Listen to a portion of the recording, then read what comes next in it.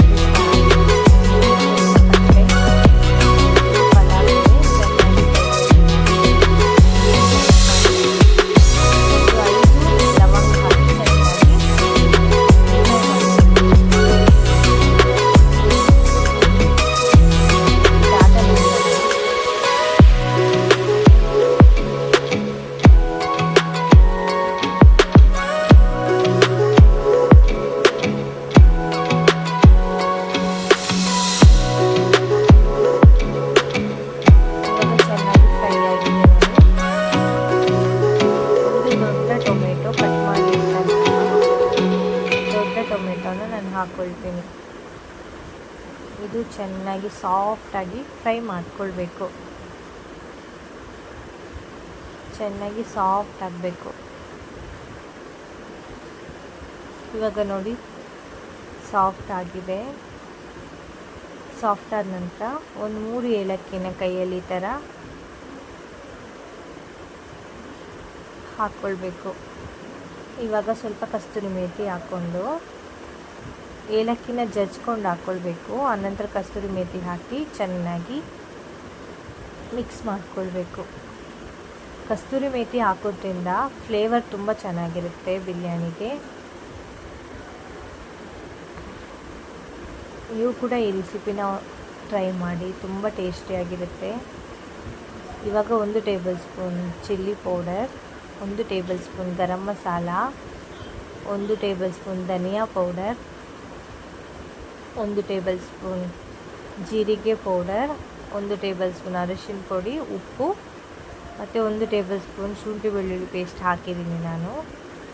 ಇಷ್ಟು ಹಾಕ್ಕೊಂಡು ಚೆನ್ನಾಗಿ ಮಿಕ್ಸ್ ಮಾಡ್ಕೊಳ್ಳಿ.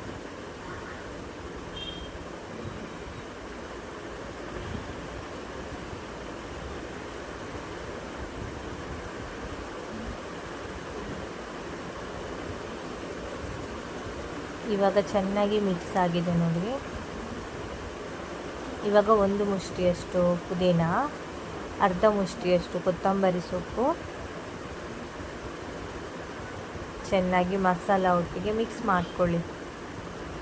ಇದು ತುಂಬ ಈಸಿಯಾದ ರೆಸಿಪಿ, ನೀವು ಕ್ವಿಕ್ಕಾಗಿ ಮಾಡ್ಕೋಬೋದು ನೋಡಿ. ಇವಾಗ ನಾನು ಮೊಸರು ಹಾಕ್ಕೊಳ್ತಾ ಇದ್ದೀನಿ. ಒಂದು ಅರ್ಧ ಕಪ್ಪಷ್ಟು ಮೊಸರು ಹಾಕ್ಕೊಳ್ಳಿ. ಚೆನ್ನಾಗಿ ಮೊಸರು ಹಾಕ್ಕೊಂಡು ಚೆನ್ನಾಗಿ ಮಿಕ್ಸ್ ಮಾಡ್ಕೊಳ್ಳಿ.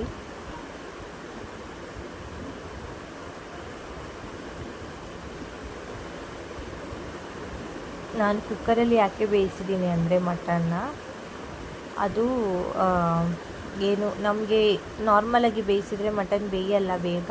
ಅದಕ್ಕೆ ನಮ್ಮ ಗ್ಯಾಸ್ ತುಂಬ ವೇಸ್ಟ್ ಆಗುತ್ತೆ. ಅದಕ್ಕೆ ನಾನು ಕುಕ್ಕರಲ್ಲಿ ಬೇಯಿಸ್ತೀನಿ ಮಟನ್ನ. ಕುಕ್ಕರಲ್ಲಿ ಬೇಯಿಸಿದರೆ ಬೇಗ ಆಗುತ್ತಲ್ವಾ, ಅದಕ್ಕೆ. ನೋಡಿ ಇವಾಗ ಮಸಾಲೆ ಎಲ್ಲ ಚೆನ್ನಾಗಿ ಬೆಂದಿದೆ. ಇವಾಗ ನೋಡಿ, ಇವಾಗ ಮನೆಯೆಲ್ಲ ಘಮ ಘಮ ಅಂತಿದೆ. ಇವಾಗ ನಾನು ಮಟನ್ ಬೇಯಿಸಿದ್ದೀನಲ್ವ, ಅದನ್ನು ಹಾಕ್ತಾಯಿದ್ದೀನಿ. ಮಟನ್ ಕೂಡ ಮಸಾಲ ಒಟ್ಟಿಗೆ ಚೆನ್ನಾಗಿ ಮಿಕ್ಸ್ ಆಗಬೇಕು. ನೋಡಿ ಇವಾಗ ಎಷ್ಟು ಚೆನ್ನಾಗಿ ಘಮ ಘಮ ಅಂತಿದೆ ಮನೆಯಲ್ಲಿ ಫುಲ್ಲು. ನೋಡಿ ಈ ಥರ ಮಸಾಲ ಚೆನ್ನಾಗಿ ನಾವು ಸಾಫ್ಟಾಗಿ ಫ್ರೈ ಮಾಡ್ಕೊಳ್ಬೇಕು. ಆವಾಗ ಚೆನ್ನಾಗಿರುತ್ತೆ, ಟೇಸ್ಟ್ ಕೂಡ ಚೆನ್ನಾಗಿರುತ್ತೆ. ತುಂಬ ಈಸಿಯಾಗಿ ಮಾಡ್ಕೊಳ್ಬೋದು ಇದು ಬಿರಿಯಾನಿ, ಅಷ್ಟೇ ಟೇಸ್ಟ್ ಕೂಡ ಇರುತ್ತೆ. ಇವಾಗ ನಾನು ಅಕ್ಕಿಗೆ 2 ಗ್ಲಾಸ್ ಅಕ್ಕಿ ಹಾಕಿದ್ದೀನಲ್ಲ, ಅದಕ್ಕೆ 2 ಗ್ಲಾಸ್ ನೀರು ಹಾಕಿದ್ದೀನಿ. ಟೋಟಲ್ 3 ಗ್ಲಾಸ್ ನೀರು ಹಾಕಿದ್ದೀನಿ ನಾನು. 1 ಗ್ಲಾಸ್ನ ಗ್ರೇವಿಯಲ್ಲೇ ಇರುತ್ತೆ, ಗ್ರೇವಿ ಇದೆ ಅಲ್ಲ, ಅದೇ 1 ಗ್ಲಾಸ್ ಅಂತ ನಾವು ಕನ್ಸಿಡರ್ ಮಾಡಬೇಕು. ಇವಾಗ ಅಕ್ಕಿ ಹಾಕ್ತಾಯಿದ್ದೀನಿ ನಾನು. ತುಂಬ ಟೇಸ್ಟಿಯಾಗಿರುತ್ತೆ. ಮುಸ್ಲಿಮ್ಸ್ ಎಲ್ಲ ಹೀಗೇ ಮಾಡ್ತಾರೆ ಬಿರಿಯಾನಿ.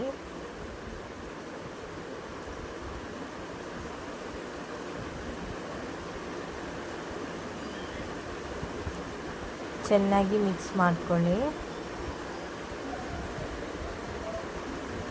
ಆನಂತರ ಸ್ವಲ್ಪ ಟೇಸ್ಟ್ ನೋಡಿ, ಉಪ್ಪು ಸ್ವಲ್ಪ ಕಮ್ಮಿ ಇದ್ದರೆ ಹಾಕ್ಕೊಳ್ಳಿ ಉಪ್ಪು. ಇವಾಗ ನಾನು ಬೇಯಲಿಕ್ಕೆ ಇಟ್ಟಿದ್ದೀನಿ, ಬೇಯಿಸಲಿಕ್ಕೆ. ಇವಾಗ ನೋಡಿ ಅನ್ನ ಬೆಂದಿದೆ. ಇವಾಗ ನಾವಿದನ್ನು ಪುದೀನ ಸೊಪ್ಪು ಮೇಲೆ ಹಾಕಿ, ಇವಾಗ ಇದನ್ನೊಂದು 10 ನಿಮಿಷ ಹಾಗೇ ಲೈಟಾಗಿ ಫ್ಲೇಮಲ್ಲಿ ಇಟ್ಟು ದಮ್ ಮಾಡ್ಕೊಳ್ಳೋಣ.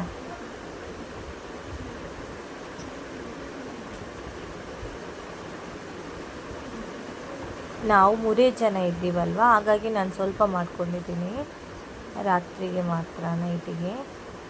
ನೀವು ಸ್ವಲ್ಪ ಜಾಸ್ತಿ ಮಾಡ್ಕೊಳ್ಳಿ ಅಷ್ಟೇ. ಗ್ರೇವಿ 1 ಗ್ಲಾಸಷ್ಟು ಗ್ರೇವಿಗೆ ಇದು ಮಾಡಿ, ನೆಕ್ಸ್ಟ್ ನೀವು ಎಷ್ಟು ಅಕ್ಕಿ ಹಾಕ್ತೀರಿ ಅಷ್ಟಿಗೆ ಕನ್ಸಿಡರ್ ಮಾಡಿ. ಇವಾಗ 2 ಗ್ಲಾಸ್ ಅಕ್ಕಿ ಹಾಕಿದರೆ, ಅಲ್ಲ 3 ಗ್ಲಾಸ್ ಅಕ್ಕಿ ಹಾಕಿದರೆ ನೀವು ಜಸ್ಟ್ 4 ಗ್ಲಾಸ್ ನೀರು ಹಾಕಿ ಸಾಕು, ಸರಿ ಇರುತ್ತೆ. ಗ್ರೇವಿ 1 ಗ್ಲಾಸ್ ಇರುತ್ತಲ್ವಾ.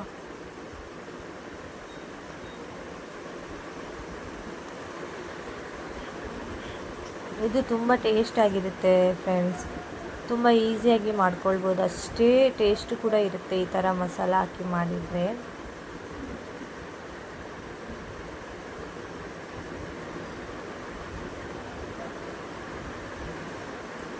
ನೋಡಿ ಇವಾಗ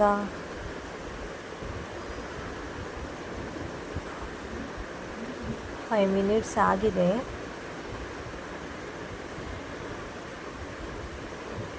ಒಂದು ನಿಮಿಷ ಆದಮೇಲೆ ನಾವು ಅದನ್ನು ತೆಗೆಯೋಣ. ನೋಡಿ ಇವಾಗ ನಾನು ತೆಗಿತಾ ಇದ್ದೀನಿ. ಇವಾಗ ನೋಡಿ ನಮ್ಮದು ಬಿರಿಯಾನಿ ರೆಡಿ ಆಗಿದೆ. ನೋಡಿ ಎಷ್ಟು ಚೆನ್ನಾಗಿ ಬಂದಿದೆ ಅಂತ. ನೀವು ನೀರುಳ್ಳಿ ಕೂಡ ಫ್ರೈ ಮಾಡಿ ಅದರ ಮೇಲೆ ಹಾಕ್ಕೊಳ್ಬೋದು, ತುಂಬ ಟೇಸ್ಟಾಗಿರುತ್ತೆ.